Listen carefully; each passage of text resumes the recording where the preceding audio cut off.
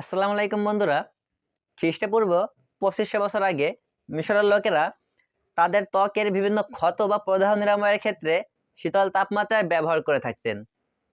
তারই ধারাবাহিকতায় আধুনিক সভ্যতায় এসে 1845 সালে ইংল্যান্ড শীতল তাপমাত্রা ব্যবহার করে ত্বকের বিভিন্ন চিকিৎসা করে থাকেন এবং দেখা যায় ইংল্যান্ড এই চিকিৎসার মাধ্যমে সফলতা পায়, যার কারণে এই চিকিৎসা পদ্ধতির জনপ্রিয়তা দিন দিন বৃদ্ধি পেতে থাকে।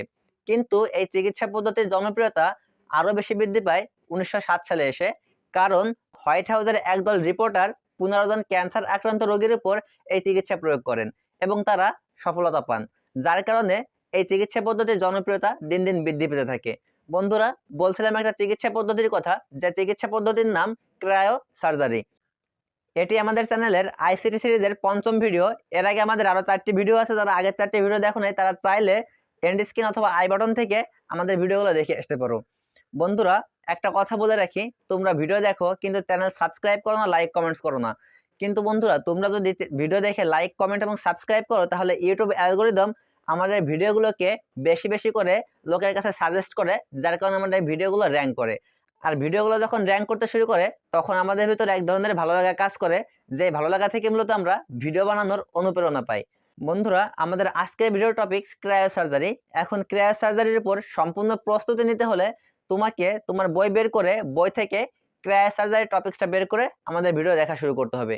বন্ধুরা, ক্রায়ো সার্জারির সূচনা কখন থেকে শুরু হয়, আধুনিক সভ্যতায় কখন এর প্রয়োগ করা হয় এবং কখন থেকে জনপ্রিয়তা বৃদ্ধি পায়, সেই বিষয়গুলো আমরা ভিডিওর শুরুতেই আলোচনা করেছি। এখন আমরা আলোচনা করব ক্রায়ো সার্জারি কি।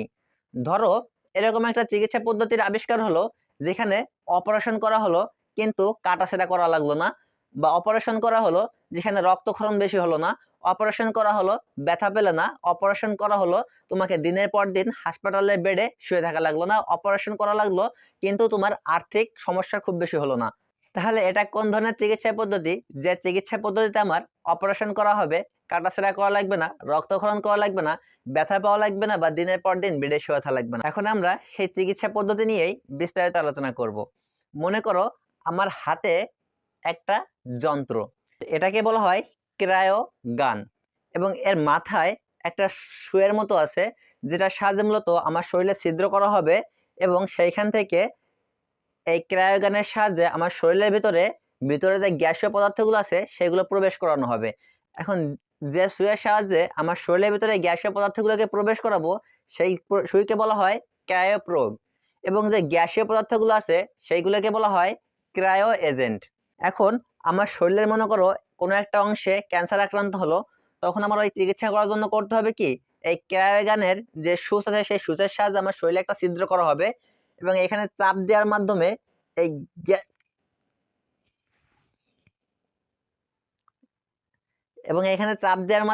এই গ্যাসীয় পদার্থগুলোকে আমার শরীরের ভিতরে প্রবেশ করানো হবে। গ্যাসীয় পদার্থগুলো যখন আমার শরীরের ভিতরে প্রবেশ করানো হয়, তখন অতি নিম্ন তাপমাত্রা থাকার জন্য ওই গ্যাসীয় পদার্থগুলো আমার আক্রান্ত যে টিস্যু বা কোষগুলো আছে সেইখানে যে বরফের ন্যায় জমাট বাঁধে এবং সেখানে অক্সিজেন পানি বা বাতাস সাপ্লাই বন্ধ করে দেয়, যার কারণে আশেপাশের কোষ থেকে ওই কোষটা বিচ্ছিন্ন হয়ে যায় এবং কিছু সময় পর ওই স্থানের তাপমাত্রা আবার বৃদ্ধি করে ওই জমাটকৃত বরফকে গলানো হয়। যখন জমাটকৃত বরফকে গলানো হয়, তখন আমার ওই আক্রান্ত টিস্যু বা কোষগুলো নষ্ট হয়ে যায়। বন্ধুরা, মূলত এটাই আমাদের চিকিৎসা পদ্ধতি, যে চিকিৎসা পদ্ধতির নাম ক্রায়ো সার্জারি। এখন আমরা আমাদের মূল আলোচনায় ফিরে আসি। আমাদের আলোচনার বিষয়বস্তু ক্রায়ো সার্জারি। পরীক্ষায় প্রশ্নে প্রথমে আসতে পারে ক্রায়ো সার্জারি কাকে বলে। তার জন্য আমাদের প্রথমে একটা সংজ্ঞা মুখস্থ করতে হবে। যে চিকিৎসা বা থেরাপি পদ্ধতিতে অতি নিম্ন তাপমাত্রায় শরীরের অস্বাভাবিক, ক্ষতিকর এবং রোগাক্রান্ত কোষগুলোকে ধ্বংস করা হয়, তাকে ক্রায়ো সার্জারি বলে। এই সংজ্ঞাটা তোমার মুখস্থ করে নিতে হবে, অটোমেটিক্যালি মুখস্থ হয়ে যাবে যদি তোমরা আমাদের ক্লাসগুলো করো এবং বিষয়গুলোকে বুঝতে পারো। এখন এই যে ক্রায়ো, এই ক্রায়ো কোন দেশীয় শব্দ, ক্রায়ো শব্দের অর্থ কি, সার্জারি শব্দের অর্থ কি, এই ব্যাপারগুলো আমাদের ছোট প্রশ্ন এবং এমসিকিউর জন্য জানা লাগবে। ক্রায়ো একটি গ্রিক শব্দ যার অর্থ ঠান্ডা এবং সার্জারি অর্থ হাতের কাজ। আমি তোমাদের যখন এই পদ্ধতিটা বুঝাচ্ছিলাম তখন বলছিলাম নিম্ন তাপমাত্রায় শরীরের ভিতরে কাজ করে, সেই তাপমাত্রা কত হয়, সাধারণত -41 ডিগ্রি সেলসিয়াস থেকে -196°C পর্যন্ত হয়ে থাকে। বন্ধুরা, আমরা সাধারণত জানি যখন ফ্রিজের তাপমাত্রা 0°C চলে আসে তখন কিন্তু পানি বরফে পরিণত হয়। তাহলে দেখো, যখন 0 থেকে আরো -45 চলে আসে তখন সেই জিনিসটা কতটা বরফ হতে পারে। যাই হোক, আমরা যে ক্রায়ো গানটা দেখছিলাম, এখানে দেখছিলাম অনেক গ্যাসীয় পদার্থ আছে। এই গ্যাসীয় পদার্থকে আমাদের শরীরের ভিতরে নিম্ন তাপমাত্রায় প্রবেশ করানো হয়, যে ব্যাপারটা ভিডিও শুরু করার আগে তোমাদের দেখাইছি। তো এখন এই গ্যাসীয় পদার্থে কোন গ্যাসের তাপমাত্রা কেমন থাকে সেই ব্যাপারগুলো আমরা একটু দেখে আসি। দেখো, নাইট্রোজেনের তাপমাত্রা থাকে -196°C, ডাইমিথাইল ইথার প্রোপেন যার তাপমাত্রা থাকে -41°C, নাইট্রন অক্সাইড যার তাপমাত্রা থাকে -192.9°C, solid carbon die oxide যার তাপমাত্রা থেকে -79°C। তরল নাইট্রোজেন বা আর্গন গ্যাস স্প্রে করতে ব্যবহৃত যন্ত্রের নাম ক্রায়োগান। দেখো, আমাদের এটা কিন্তু এক ধরনের স্প্রে মেশিন ছিল, যেটা সাথে যদি চাপ দেয় তাহলে কিন্তু স্প্রে বের হয়। অর্থাৎ এই যে যন্ত্রটা, সেই যন্ত্রের নাম ছিল ক্রায়োগান।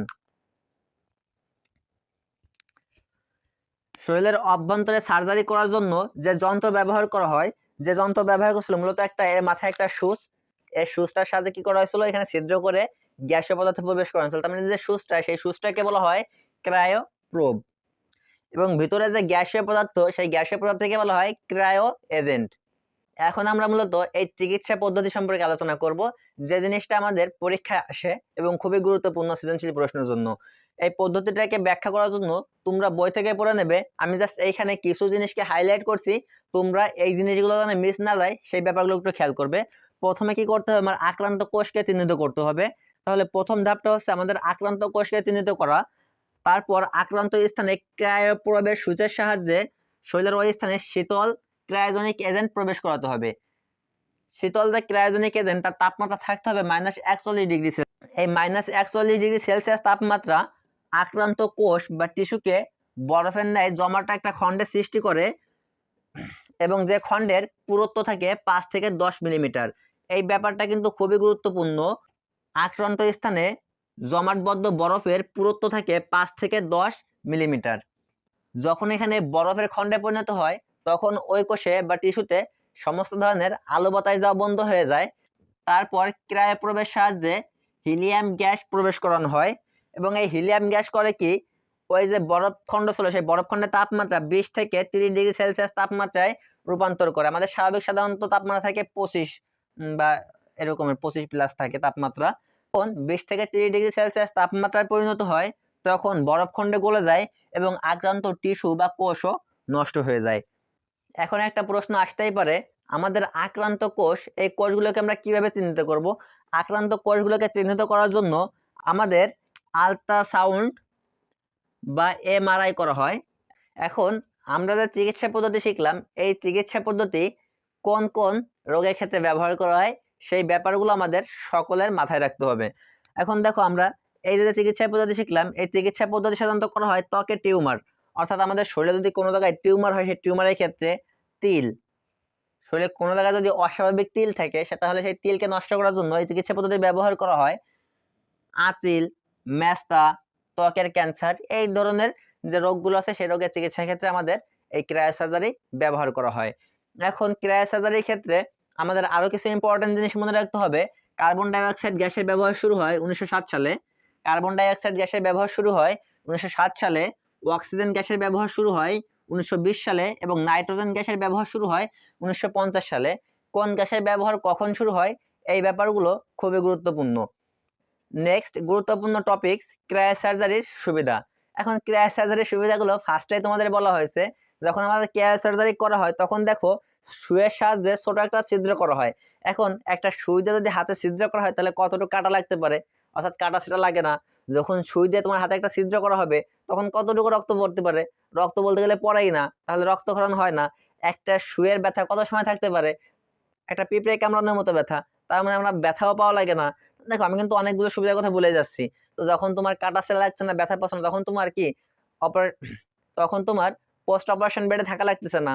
যখন তোমার পোস্ট অপারেশন বেডে থাকা লাগতেছে না তখন তোমার বেড ভাড়া দেওয়া লাগতেছে না, অতিরিক্ত ওষুধের প্রয়োজন হচ্ছে না। সাথে আমাদের এই যে ক্রায়োসার্জারি চিকিৎসা, এই ক্রায়োসার্জারি চিকিৎসার ক্ষেত্রে হয় কি, এর পার্শ্ব প্রতিক্রিয়া নেই বললেই চলে। এখন আমাদের জানতে হবে ক্রায়োসার্জারির অসুবিধাগুলো কি কি। ক্রায়োসার্জারির অসুবিধা বলতে গেলে নাই, এখন অসুবিধার ভিতরে সব থেকে মেইন যে অসুবিধা, সেই অসুবিধাটা হলো এই চিকিৎসা পদ্ধতি খুব বেশি দীর্ঘস্থায়ী না। অর্থাৎ এই চিকিৎসা পদ্ধতি কিছুদিন পর পর করা লাগতে পারে। কারো কারো ক্ষেত্রে একবার করলেই হয়ে যায়, আবার কারো কারো ক্ষেত্রে কয়েকবার করা লাগতে পারে। এটাই মূলত আমাদের ক্রায়োসার্জারির প্রধান সমস্যা। এখন কথা আসতে পারে, ভাইয়া এটা তো একটা চিকিৎসা পদ্ধতি, এই ব্যাপারটা আমাদের বায়োলজি বা সায়েন্স রিলেটেড কোনো সাবজেক্টের সঙ্গে দেওয়া উচিত ছিল, তাহলে এই জিনিসটাকে কেন আমাদের আইসিটি টপিক্সের ভিতর বা প্রযুক্তি টপিক্সের ভিতরে ঢুকানো হলো? এখন এই জিনিসটাকে আইসিটি টপিক্সের ভিতর ঢুকানো হয়েছে কারণ এই যে যন্ত্রের আবিষ্কার করা হয়েছে, এই যন্ত্র তৈরি করার জন্য মূলত অনেক ধরনের টেকনোলজি বা প্রযুক্তির ব্যবহার করা হয়েছে। মাথায় যে সুচটা ব্যবহার করা হয়েছে, সেই সুচটাও কিন্তু তোমার এই যে আইসিটি বা প্রযুক্তি ব্যবহার করে করা হয়েছে, যার কারণে এই টপিক্সটা মূলত আমাদের আইসিটির অন্তর্ভুক্ত হয়েছে।